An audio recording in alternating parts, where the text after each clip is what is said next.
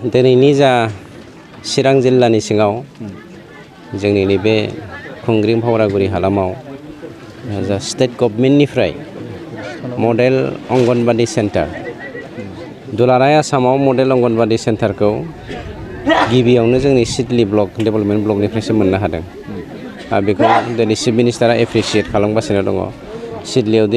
Siddeley ब्लकनि गेजेरजों जे एसेबां कुइक डेभेलपमेन्ट जादों बेखौ मडेल हिसाबै दिनै गुबुन गुबुन आसामनि जायगाफ्रावबो मडेल अंगनबादि सेन्टारखौ बानायगासिनो दं। आरो बेनिनो फावरागुरि हालामनि जा मडेल अंगनबादि सेन्टार दिनै जों बेखौ अपेनिं खालामनाय जादों।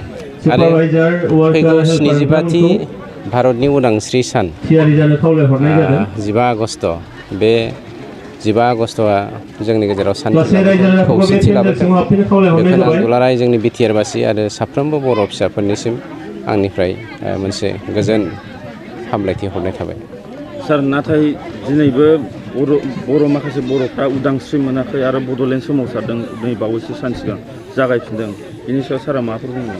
उदांस्रिया मा धरननि उदांस्रिखौ बुंदों आं बेखौ मिथिला।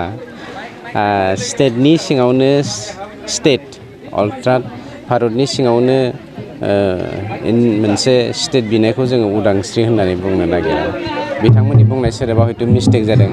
खिन्थु जोङो भारतनि सिङावनो सान्थियै जा मोनसे आलादा रायजो दाफुंनानै जोङो मोनसे बर'नि रांखान्थि बिथिं समाजखान्थि बिथिंखौ जौगाहोनो नागिरदों। बे मोनसे आलादा बिथिं आरो बिथांमोना माबायदि उदांस्रि माबायदि आं बेखौ बुंनो हालिया।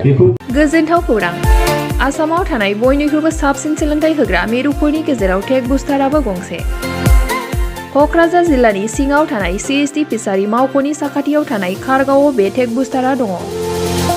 बेयाव बयनिख्रुइबो मोजांसिन सोलोंथाइ आरो नेम सोलिनाय गोग्गो थाखो खथानि सुबिदा दङ।